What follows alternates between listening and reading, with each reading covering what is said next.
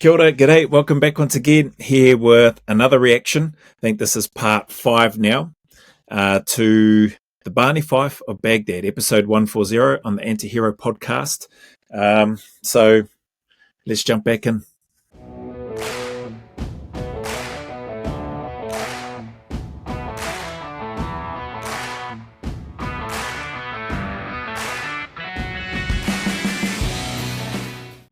This is a go.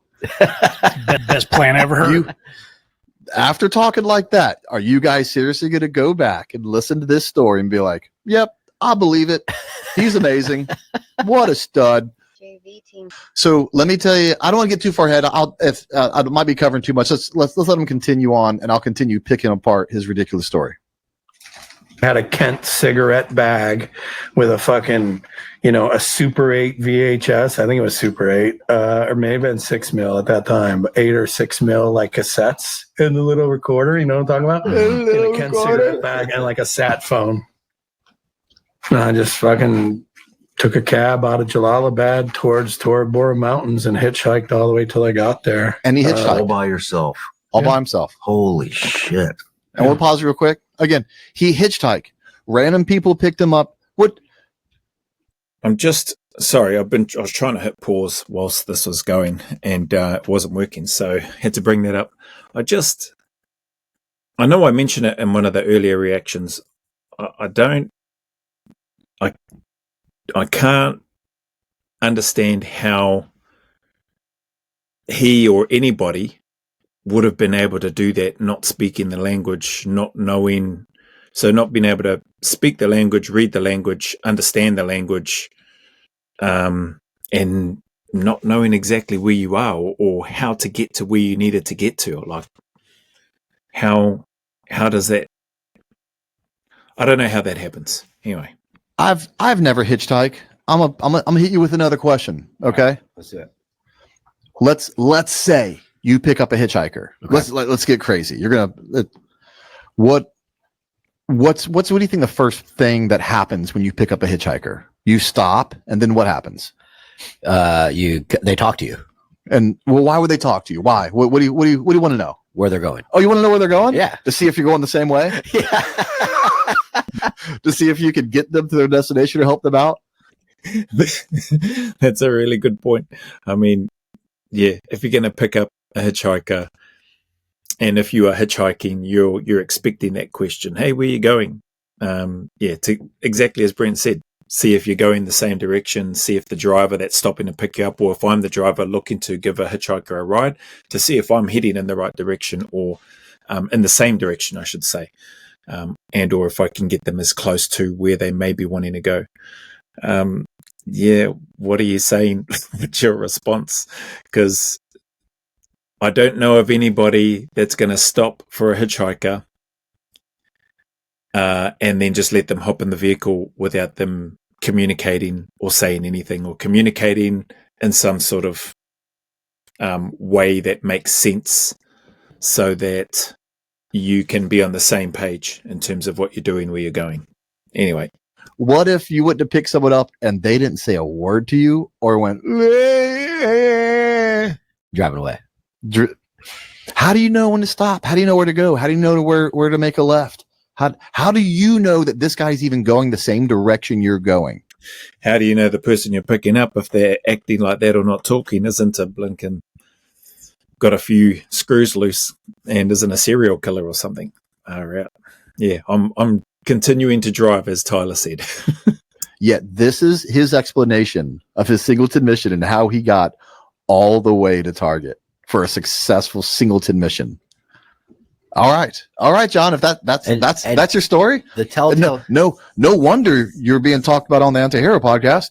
The telltale sign when someone lies, like being a cop. I mean, they just get lied to for 12 hours a day. And when someone tells you a 5-minute story and you go, so you did this, and they go, yeah.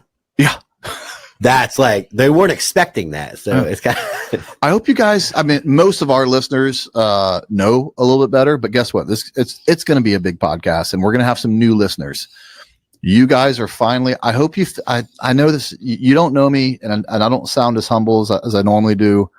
This one just really irritates me. I'm not normally this over the top with it, but I hope you're finally starting to hear this and thinking to yourself, I feel a little silly. Yeah, I bought that lie.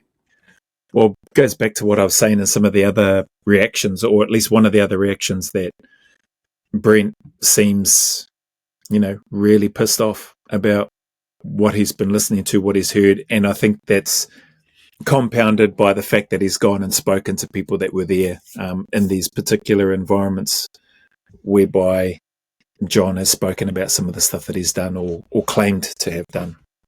So I guess from that perspective, I can understand Brent being annoyed and the harm that it potentially does to the reputation of the Special Forces, and in particular the unit, Delta Force. I bought it, but that's okay. Like I don't expect you. Like I already said it. You were in receive mode. You weren't in the Delta Force. Don't worry, I was. So let me help you out. Let's see what else Barney Fife of Baghdad has to say. And then, I mean, how the fuck do you blend in? you wear Savage stuff. Sean's not lying it. That worked? No terp, no nothing. No, Just shut the fuck up. Hold on. No terp, no nothing. Yeah, Sean's over here not buying it. He's like, man, I mean, that's Sean's smart, eh? And I think I touched on it in one of the other reactions. He's from that environment. He's from the SF environment. He understands. He's deployed. He's got operational experience, and his spidey senses are probably tingling away, going, "What the hell?" So no interpreter to get through all of that. Just the story that John is running is just close your mouth. I just closed my mouth and just hopped in vehicles, or just hopped in a vehicle. Like Tyler said, man, I'm not giving anybody a ride that's not going to open their mouth and talk to me with regards to if I pull up and ask them where they're going. It ain't making sense. Sean's not dumb. Yeah. Sean's a smart guy. But when you have someone on your show, that's just, and I don't expect Sean to stop interviewing an interview to a Delta Force guy and be like, hold on, before we go forward, Are you lying to me? I don't expect that. Like this is why we do this, because you expect America's best. There's a level of trust, eh? I think I touched on that in one of the other reactions too. There's a level from Sean, there's a level of not only respect, but trust that he's giving to the guests that he has on his show. And because he knows what that Special Forces world is like, and the integrity and the value set that goes along with that, and that this guy, John, has gone to the Delta Force, which is the premier unit, from what I understand. Delta Force and DevGru are the two premier units within the US Special Forces. He's giving his trust, the benefit of the doubt, to John McPhee with regards to what it is that he's talking about. And so, like Brent said, it would be surprising if Sean was to stop the interview and go, hold up a sec, are you lying to me before we carry on, like Brent has said. So, I think Sean, with the level of respect that he has and that he's shown, he doesn't strike me as that sort of person that's going to do that mid-interview. To have a moral compass and do the right thing. But Sean didn't know he was fired. Well, he's about to find out. But Sean doesn't know the reason he was fired. None of us knew until the Valhalla podcast that he was also fired from the Army. None of us knew this. This is not, even though we're using Sean's video, this is not a hit on Sean. No, everybody got duped. It's way too many people got duped. And guess what? They'll still get duped. You'll still see all the white knighters in the comment section of this one going, I don't know how they'll try to defend him, but they'll still try to defend him. It's not even the white knighters in the comment section that kill me. It's the huge billion follower bigwigs Sean Ryan is huge. But then when these people go on Tucker Carlson, and I know for a fact people went, Tucker, rethink this one. Watch episode 37 of the Antihero Podcast. And Tucker went, I'm good. He's proud that he says he doesn't watch the news, doesn't watch podcasts, doesn't have I don't think he says doesn't even have a smartphone. Something like he's you need to hire someone detached. that does. Yeah, and it shows you're completely detached, Tucker. You haven't. I used to like that guy. He's been on a tear in the wrong way here in a second. All right. I have no idea who they're talking about. Tucker, whoever that guy is. Here for a second. Let's see what else Johnny Boy has to say. You know what I mean? He just shut the fuck up. Yeah, and then like I had to act retarded at a couple of the checkpoints. Well, you know hold what I on. mean? Like That's not that crazy because he's been doing that for the whole episode. So I do believe he was acting retarded. But that's not how you got this mission completed. You got this mission completed because you had a partner force. Yeah. I think, and I have read some of the comments of some people that have said at this point, I think there's one comment which really had me rolling at this point. The quiet professionals of the special forces world or whatever is more like Desperate Housewives or something. Words of that effect anyway. Made me bloody crack up when I read that comment. But it's just, it's sad, man. Like when I watch this and then when they're showing the clips, and I don't know that it's cherry picking. I think maybe Brent is grabbing the clips from the stuff that he's been able to check or from the stuff that he's tried to verify. And man, it just seems like this guy John is just digging himself a deeper and deeper hole. I haven't even had a chat. I'm tempted to reach out to my mate Damien Porter, who has interviewed John Shrek McPhee a few years ago now. And again, like I said, I haven't watched that interview, but if somebody was going to do a reaction to this video, I'd love to see Damien Porter's reaction because, you know, he's spent some time interviewing John for his podcast. Man, That spoke the language. That spoke the language. Keep going. I got the AK to the chest. No, you didn't. And, you know, it's like, if I open my mouth, I'm dead. No, it's not true. So that's not an option. No, that is an option. Let me tell you why. This was something every one of those guys went out of their way to tell me. And they're like, this was essentially as close to a permissive environment as you can get. Like I said. What's that mean? Like, permissive, like there's no bad guys. Okay. And they couldn't find bad guys. Yeah. This permissive. So yeah, that permissive environment, not even just not being able to find bad guys, but permissive environment to me anyway, when I hear that and when I've heard the term, is in and around you haven't got any threats there to you or any known threats anyway to you or to where you're from. You would still be cautious, don't get me wrong, but it's like you're not going to have a weapon thrust into your chest unless you're looking to draw your weapon or do something silly. So yeah, interesting, man. Permissive environment. He's getting this information, Brent, that is, getting this information from people that were there in and around that area of operation at the time. Not on this particular task with John, but in the area. This hit that they're doing is low-hanging fruit with bad intel. And that's, of course, you can say that better in hindsight, but which is what they said. But they were like, we didn't go on almost anything. Like we didn't have the intel network, set up yet. They're like, if we wanted to drive, and Pete Blaber told us this. Remember when Pete Blaber was telling about his stories early days? He was like, the rule was not to look like a convoy. If we just wanted to take one truck and ride back to Bagram, he goes, I would take the truck and go to a meeting in Bagram from wherever he was doing his AFO operations at. This isn't 2005, 2007 Afghanistan. It was a different time. Yeah. So the insurgency hadn't started. So these checkpoints he's talking about, those guys were quick to tell me these are tribal checkpoints. They're not looking for Americans. They're not manned by the Taliban. Yeah. They're manned by tribes wanting to keep tribes that they don't like out. Yeah. He's like, we drove through these checkpoints all the time and with a terp and we'd speak English and they're like, oh, it's American. That's not what we're looking for. We're not looking to keep Americans out. It's a tribal thing. I never thought about that until now. Like there's checkpoints for a reason, but Americans at the time weren't the reason. And they weren't manned by the Taliban. and anyone that's been to Afghanistan knows exactly how tribal Afghanistan is. That's part of their problem. They care more about their tribe than they care about their country. So they could never really band together and make it work. So it's like Chicago. So yeah, these tribes weren't keeping you out, John.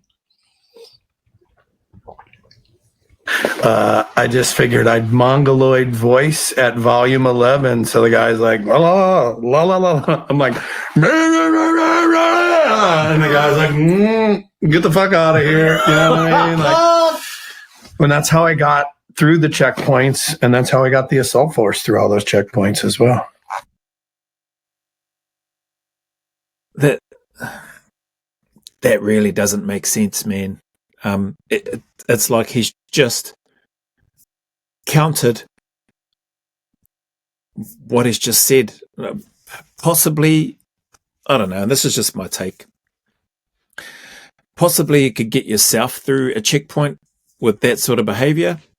I don't know, maybe at that time. But to get an assault force, to get a group of people through a checkpoint that you're describing, to get to a staging area to then conduct the task like that, that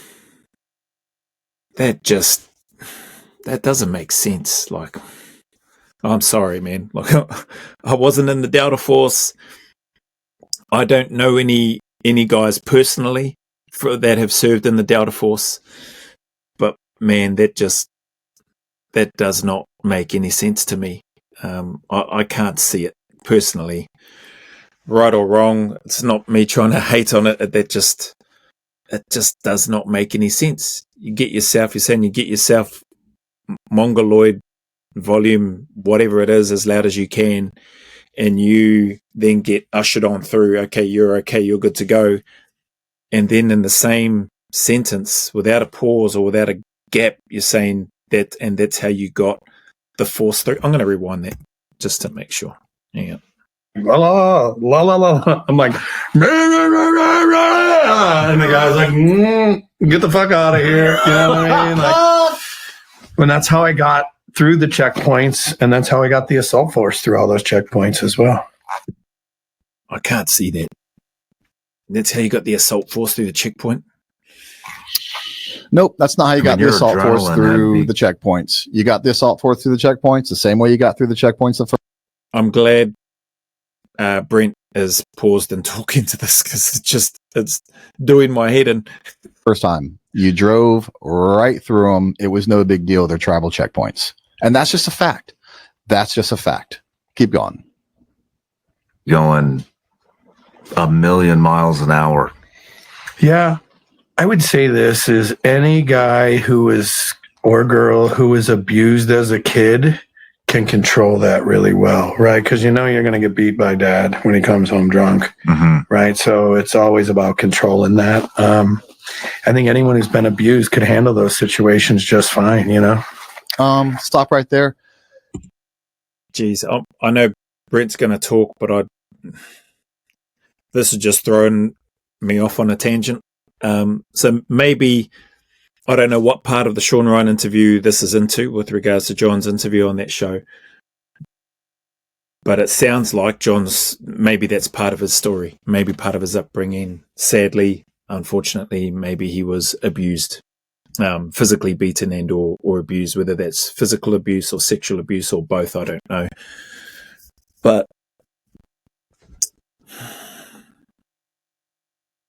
and I don't know, I haven't been sexually abused or anything like that, but to sit there and say anybody that's been abused can put up or can get through something like that, I don't know about that. But again, I haven't, and I don't know if he's talking about just physical violence abuse or both physical violence and sexual abuse. I don't think I was abused. I got hidings for being a bloody tutu and a little mischief and being naughty at times, but I don't think I was massively abused as a young person. So yeah, man, just even that comment alone just doesn't sound right. It just sounds weird. Or not maybe not everything, but a lot of what I'm hearing from what John is speaking about just doesn't make sense and just sounds off, sounds wrong.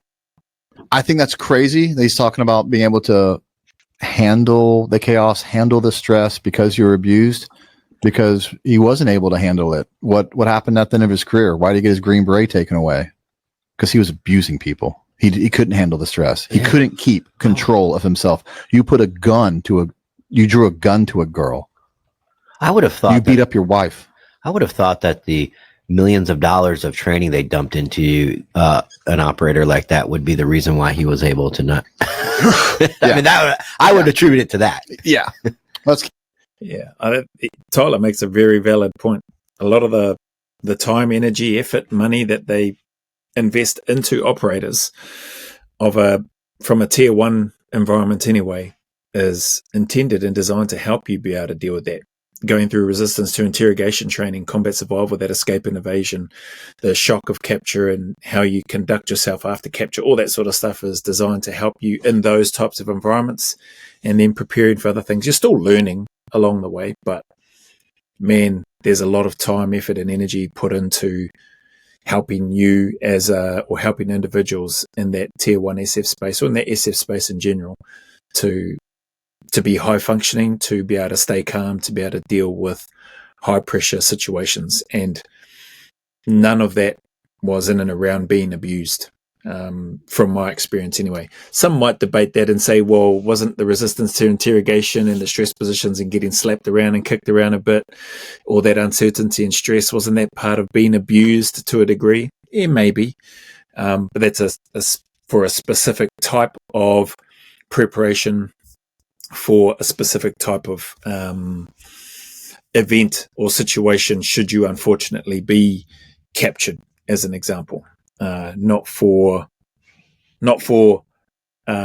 traveling through foreign countries, not speaking the language and acting like, as John has described it in Brent, and acting like a retard.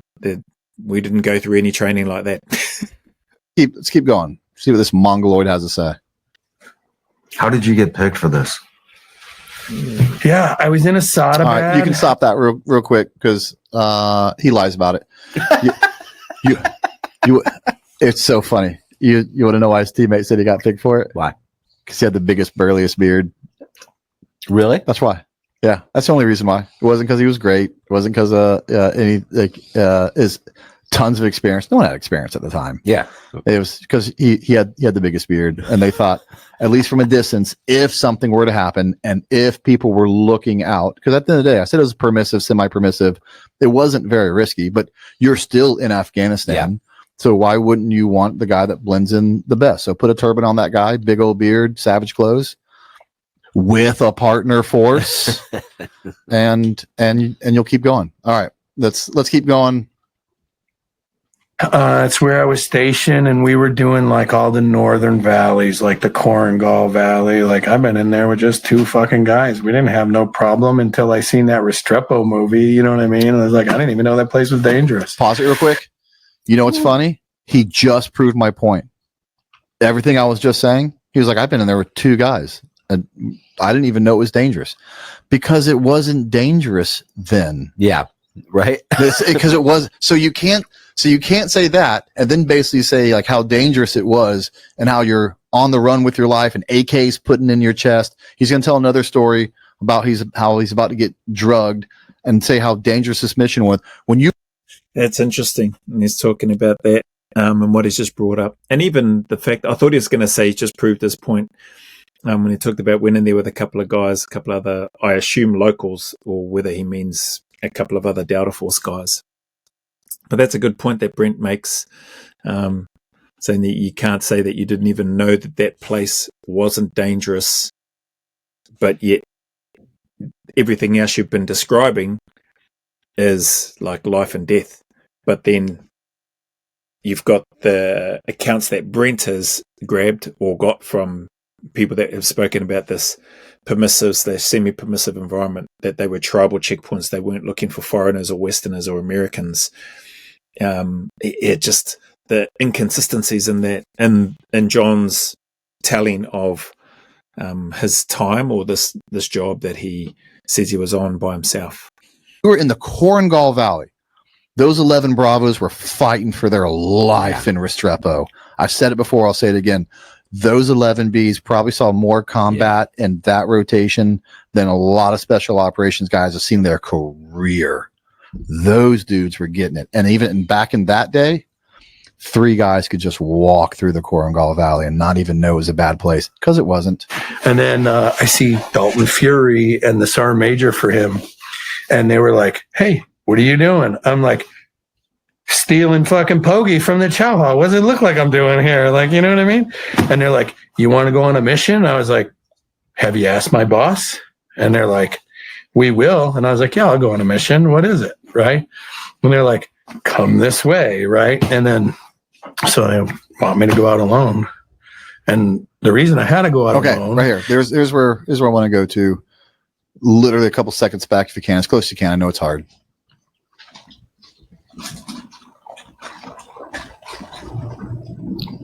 So they want me to go out alone. Okay. All right. I'm gonna catch you up. So you guys don't have to watch that 10 minutes unless you've already seen it. He basically tells this crazy story that the reason he got picked for the mission is because he flies back to Bagram to steal food from the chow hall, and the troop leadership's like, "Hey, what are you doing?" He's like, "I'm stealing food." We don't have to. Yeah. No one has to steal food. That's one of It sounds like something us as Kiwis would probably look to do. So, but stealing some food, not necessarily because we don't have any, but because some others might have some yummier looking and or tasting food. So if it's not bolted down, you got to keep an eye out for the Kiwis coming along and taking stuff. We heard Greg Pup Johnson talk about some of the stuff that he spoke about that they got up to over there in their base camps and things like that. Hard case. So it wouldn't surprise me. If I was still in Australia, I probably would have done the same thing too. So hard case. I can't see, like Brent's saying, their guys needing to steal any food from the mess or the chow hall, as they call it. the benefits of being right. And they're like, "Hey, do you want to go on a mission?" And he's like, "Well, you got to ask my bosses." Like, "Oh, well, come with me." So so you're telling me that's how we pick our guys? We just there was no plan. Where it's like, "Oh, there's a guy stealing food from the chow hall. Let's put him up for an important mission." Okay. That's a good point. But also, same could be said about some people might say, well, yeah, possibly. I mean, if he chose the guy because his beard was the biggest and the burliest and he looked most like one of the locals in some, they use the term savage clothing, in local clothing, people could almost be forgiven for thinking that, okay, well, if you're saying that he was just chosen because he had the biggest beard, then why wouldn't the unit then just choose somebody that they happen to stumble across stealing food from the mess hall, chow hall? I don't think that's the case. I don't know if that's the case in both of them. I'd like to think that the people that selected John for this task probably thought and saw that he had some skill and competency about him, as well as the appearance with regards to however long or big his beard was at the time. So I don't think it's all just to do with, oh yeah, your beard was big, so we're gonna pick you. And I'd like to think that they're not selecting people that they just happen to stumble across trying to snake some food from the mess. Already showing signs. According to you, John, that's how a tier 1 unit picks out singleton missions. Although this whole thing's crazy because we're back to TK world where we're arguing about a thing that never happened. Yeah. So let's get back to the story. And the reason I had to go out alone is the general at the time said we could only hit targets if there's US eyes on, but you can't leave the wire. Of course, I'm asking guys, hey, is this true? And like, you had to have US eyes on and you couldn't go out unless but you weren't allowed to go out. Clearly that sounds like that'd be a pretty big deal, right? You think the unit be pretty upset, be like, we can't hit targets, because we can only hit targets if we have eyes on, American eyes on, but we're not allowed to leave the wire, which would mean you're in a catch-22. Like, you can never go hit targets. I asked everyone about, hey, is this why it was slow? Because there's always hints of truth to every story, and so I'm like, well, maybe this is true. Like, I'm always looking for what's real, because I don't want to be wrong about things. Not a single person had ever heard of that rule. Like, what are you talking about? Like, we had done recce's before.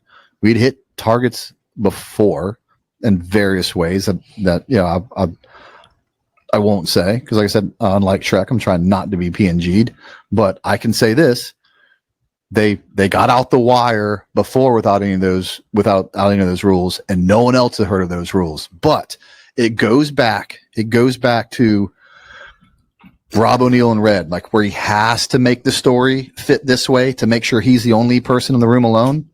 Well, because he doesn't want to admit that it wasn't a Singleton mission. He doesn't want to admit that he wasn't hitchhiking with his cover story being a retard. He doesn't want to admit the truth. So he has to finagle a story to make it make sense why he's out there alone. Finagle the story. Not heard that term before. I thought he was going to say finesse the story, but finagle.